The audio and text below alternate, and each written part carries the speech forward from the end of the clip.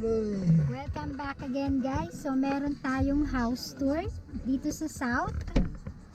So ang bahay na to ay 599,000. So freehold na naman. Freehold type. At end unit yung model house nila. So tara, samahan nyo kami. Tingnan natin yung bahay na to. So ito yung community guys. Mga bago lahat. At may kasama tayo mag-house tour. So, ayan. Sa South ito, medyo malapit siya. So, ang maganda dito sa bahay na to ay wala siyang condo fee dahil freehold niya ito. So, pag sinabing freehold, full control. So, ikaw ang bahala sa repair. So, hindi mo pa problemahin yung mga condo fees. Yun ang gusto ko. Mas gusto ko yung control ko lahat. So, ayan. At titignan natin, 3-story siyang ganda oh, kasi full glass lahat. At end unit itong model house, 599. So tanungin natin kung magkano yung tax nito.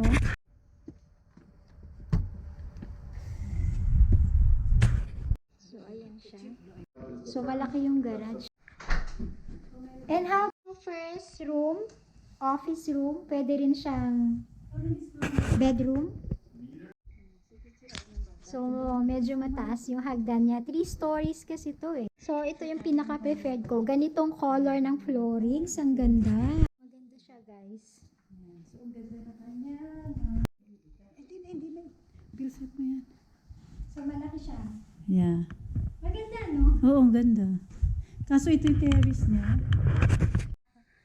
Half bathroom. Is there another upstairs? Yeah. The bedrooms are upstairs. So, ang ganda ng mga cabinets niya. Mga white talaga yung type ko.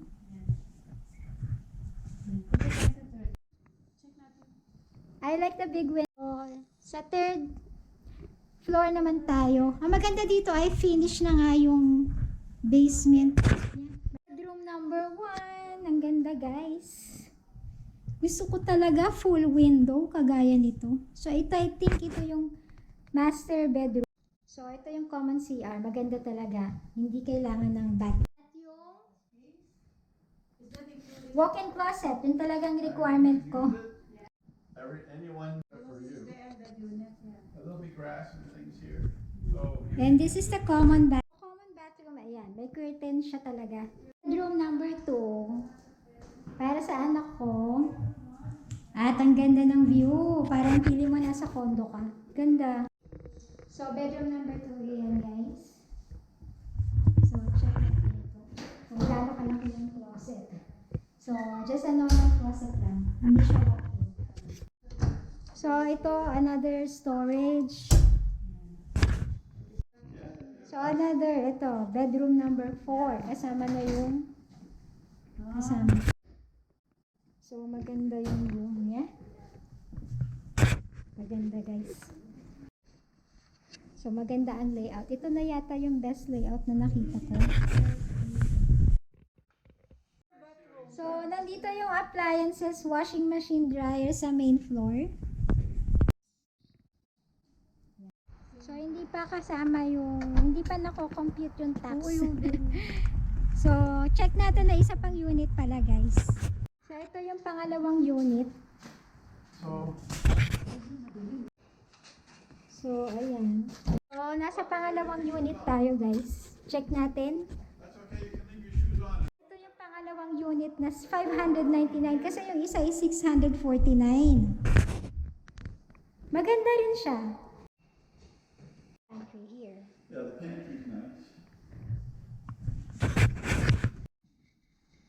At dito yung sa room niya. Similar din siya sa dun sa model house. Ito yung CR niya, may bintana. Oh, ganda. So, another room. Bedroom number 2. So, ayan na guys. Nakita na natin yung dalawang unit, no? Dalawang unit. Yung isa, 649 yung model house. At itong isa, katabi niya is 599. So, welcome back again guys. Nandito tayo ulit sa house tour. At maganda itong mga bahay na to. So, parang ito yung isa sa mga mahal na new builder na nakita ko kasi 770,000 siya. So unlike sa iba, 'di ba, 600, pero ito ay 770 at ang tax ay 4,900. So bandang south ito, malapit din sa office. So ayan. Maganda yung ano niya. Syempre new builder to. Maganda yung architecture niya. Ang ganda ng design. Very modern. So ito siya guys, yung model house. So end unit. So medyo bumabagyo-bagyo dito ngayon dahil nga paumpisa na ng winter. At yan. Kasama ko ulit sila sa pag-view ng house. So nandito yung tita ko at yung mother ko. So ayan. So sila yung So maraming pets dito sa house. They were gonna do like a walkway. Yeah. So that's what they were saying. I don't know, because there's anyone downstairs. So do you? So it's not really official. Check muna natin guys. So ano pala to? May nakatira na. Akala natin new builder siya. Pero may mga ano na siya eh. 1 year pa lang siyang natirahan. Hindi, because this is a bigger house and this is the garage. And this is a common bathroom. Yeah. Because these are still, Hindi hindi finish yung basement. Ay, naku naman. So, let's check upstairs. Ang laki nung ano niya, entrance hall niya. Meron pang isang kitty dito.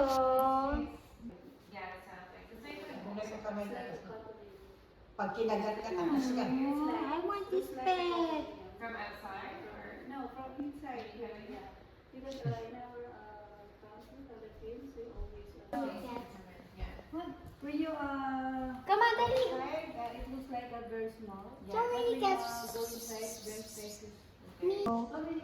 I really like these cats. Gusto ko talaga may mga pets dito sa bahay.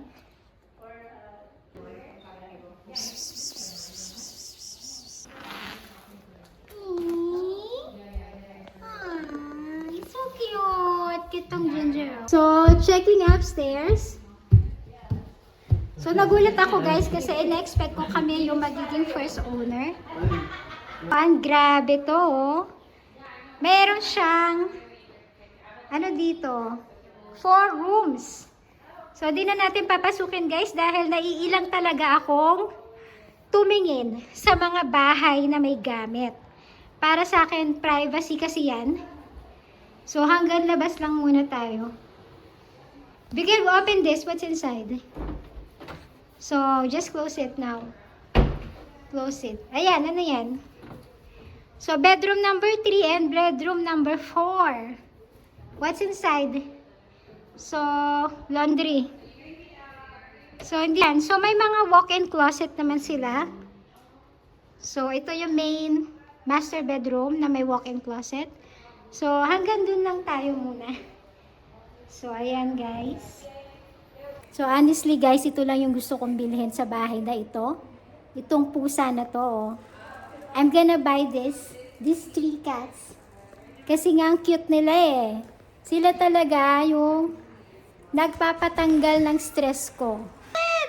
So, puro cat videos muna tayo dito. At mga playful yung mga pets dito sa bahay. Diba? Parang gusto nila yung may tao sa bahay kasi ina-entertain nila, oh. Bye! Oh my God! So, hindi ko type yung pababa kasi hindi siya direct to kitchen. So, palabas. Palabas yung pababa niya. So, it's time to go now. So, merong litter of kittens here. The cuties. Oh my God! So, parang ito lang yung gusto ko, guys. Where do I live? Oh, I live in the north end. You know where Masonville is? Have you been to Mason? nakita na namin at babalik kami for another Dahil nga may pets. So may kasamang pets guys. Natuwa ako sa dami ng kittens, litter of kittens na meron dito sa house na to. Yun nga, medyo pricey nga lang siya. At walang condo fee kasi nga freehold. So ayan. At yun na yung sugod bahay natin for today. Bukas meron ulit. Welcome back again guys. So nandito ulit tayo sa bahay at grabe yung winter na nangyari dito sa Ontario at itong Friday darating yung pinaka malakas na winter like negative 50 degrees. So first time, hindi ko sure kung first time na nangyari to kasing grabe yung winter na parang halos parehas na yata sa Alberta. So dahil nga dyan bumigay yung heater namin. So, 3 days kaming walang heater at talagang grabe yung pagtitiis namin. Naka-winter jacket kami, naka-earpack. So, akala namin dahil nag-a-adjust lang yung thermostat.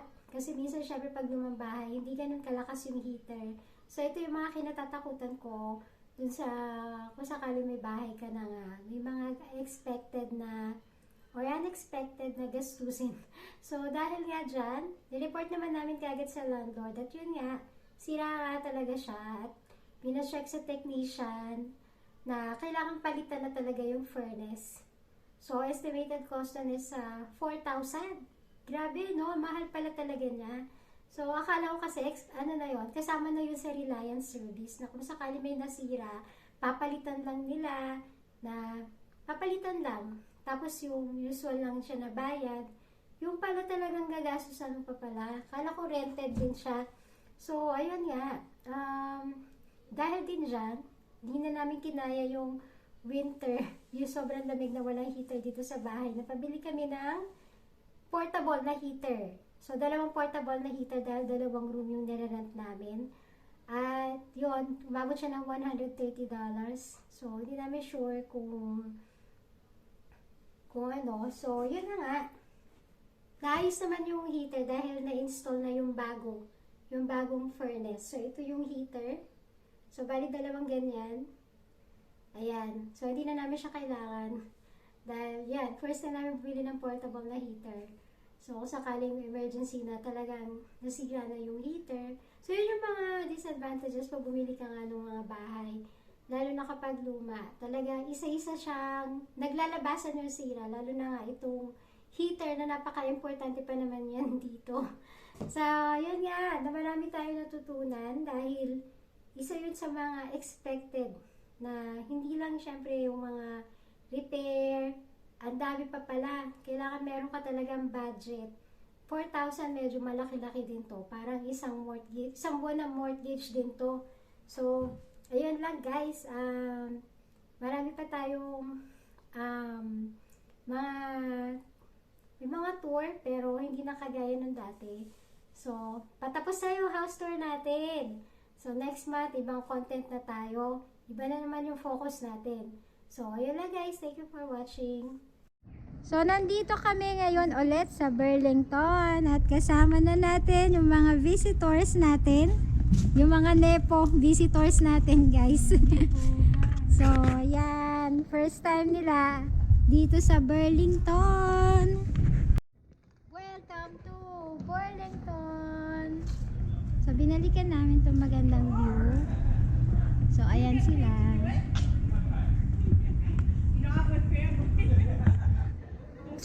So, ang ganda ng weather ha.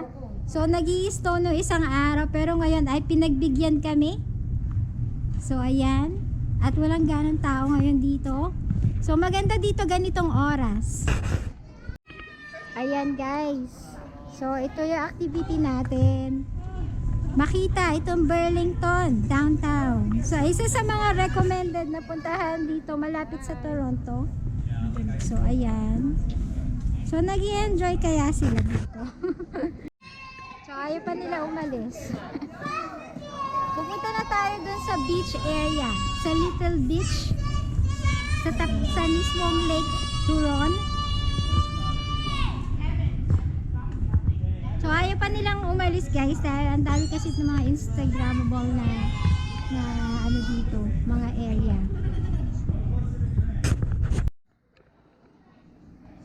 Welcome to Burlington!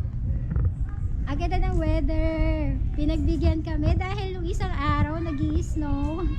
So ngayon maliwanag dito ngayon. So hindi pa ganun kalala yung snow ngayon. So ayan guys.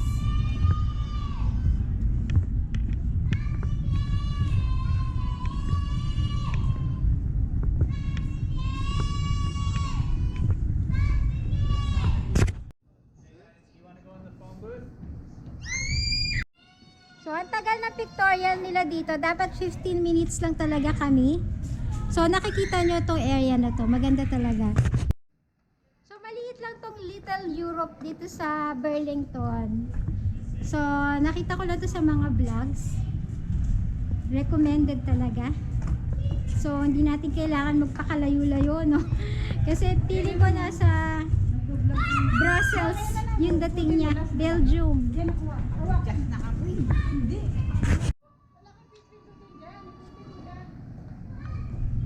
So, bumalik kami dito guys sa Halal, yung favorite na restaurant ko. So, ayan yung order namin, shawarma, sultani food. So, worth 60 to, as in receipt. So, nasa worth $60 lang to. Good for 5 na. Ang dami.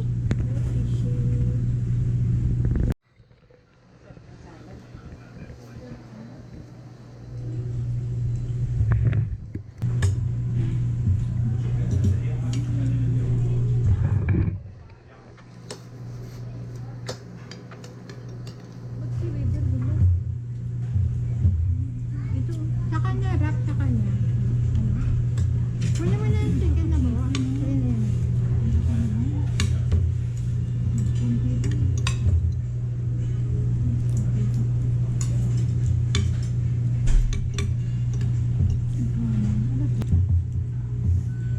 Ito yung parang paano talaga. Saan naman pahilapit mo yung spoon mo dito? Nandiyan lang yan. Ito yung aking lunch. Ngayon. Ito talaga. Hindi mo makuha yung lasa niya. May sekreto sila dyan. Oo. Hindi tayo nag-biryani, di ba, Pilipino? So ito talaga, talagang binalikan namin tong shawarma. Nandito yung the best shawarma. Pita halal. Paborito talaga yung Mr. Shawarma na yan. Yun. Shawarma. Kasi shawarma parang ano talagang wala siyang mantika. Ang shawarma kasi doon sa kanila, ano niya, beef.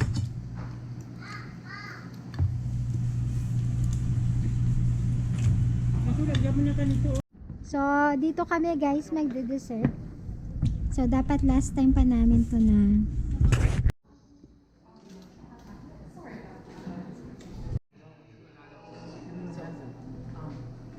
So ang ganda ng design. Ang cute talaga nitong coffee shop na to. So nag-order lang kami ng hot chocolate. So yan. Maganda siya.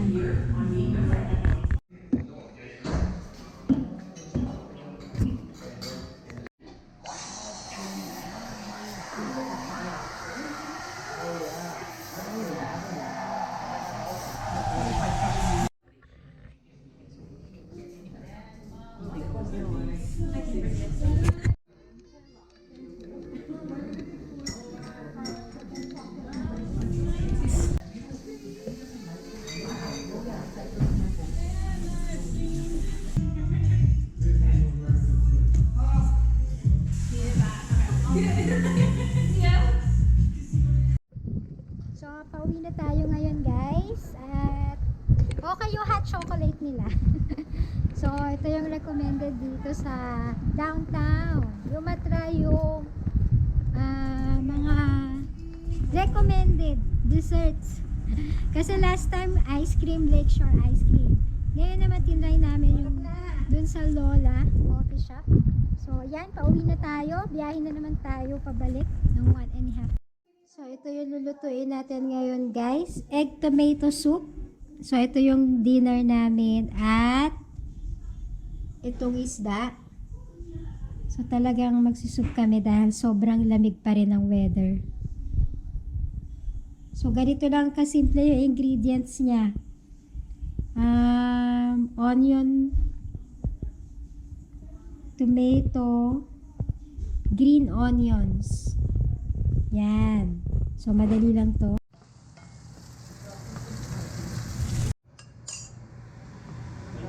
Siya. Pareha siya sa salsado, pero ito yung pinaka gusto ko. Egg tomato soup.